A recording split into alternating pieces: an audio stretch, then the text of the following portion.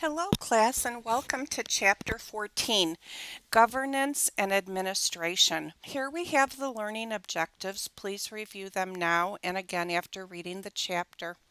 Let's take a look at some of the definition because these terms are often confused and misused.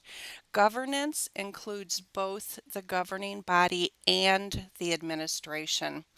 The governing body is the policy-making arm of the organization, and the CEO is the top administrative official, the executive in the organization.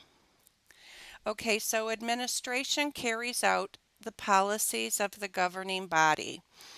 The administrator, this term can be used in reference to any member of the administrative team, but most commonly is used synonymously with the CEO. Management is also a generic term that refers to all who supervise the work of others. Organization types. The for-profit organizations are owned by individuals, partnerships, or corporations that generate a profit for those owners. Nonprofit organizations, no individuals receive any share of the profit from the activities of the organization. Public organizations that are owned and operated by city, county, or national, for example, the Veterans Administration, those kind of entities. The governing body and administration, let's take a look at their roles and responsibilities. The governing body is legally responsible for the way the organization functions. The governing body's regulatory requirement, they are legally responsible for all of the ways that the organization functions. The governing body's responsibilities are as follows. We're going to look at 10 of them. Number one, they develop and maintain the mission and operational strategies of the organization. And two, they determine the programs and services of the organization and they monitor them. Number three is select a CEO and evaluate his or her performance. 4 is advise the CEO, and 5 is plan for management succession. 6 is provide adequate resources and oversee their effective management. 7 is ensure the legal and ethical integrity of the organization, and 8 is serve as a link to the owners and to the community. For 9, it's organize themselves to effectively carry out their responsibilities and evaluate their performance.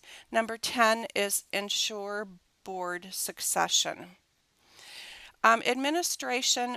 The authority of the administration is delegated by the board, and whatever actions the administrator takes are on behalf of the board. So the members of the administration, this generally refers to the top level or levels of staff within the hierarchy of the organization. It always includes the CEO and usually includes several other administrative staff, such as the chief financial officer, the director of nursing, and the medical director. So the functions of the administration are, as listed here, planning, which is identifying and defining the desired ends to be achieved and determining appropriate means to achieve those defined ends. Organizing is developing or applying organizational structure to translate the plans into action. And then staffing, providing the needed staff to accomplish the objectives of the organization. Leading, influencing others to work willingly and enthusiastically toward common goals. Controlling is determining whether intended outcomes are achieved and, if not, why.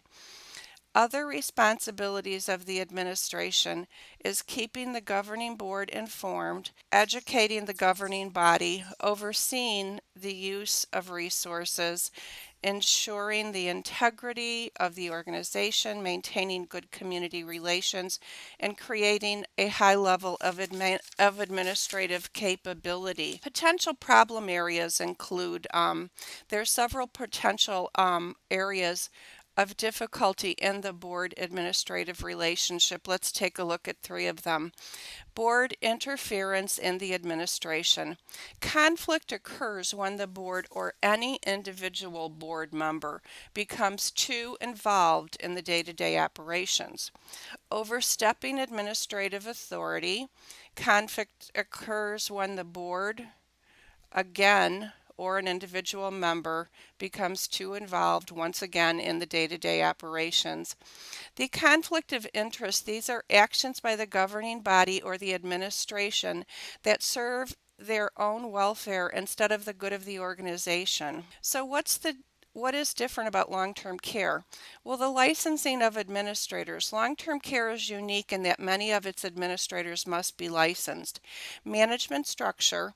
Long-term care organizations are lean with a relatively flat hierarchy, meaning that the administrator has a broader span of administrative responsibilities compared to other types of organizations.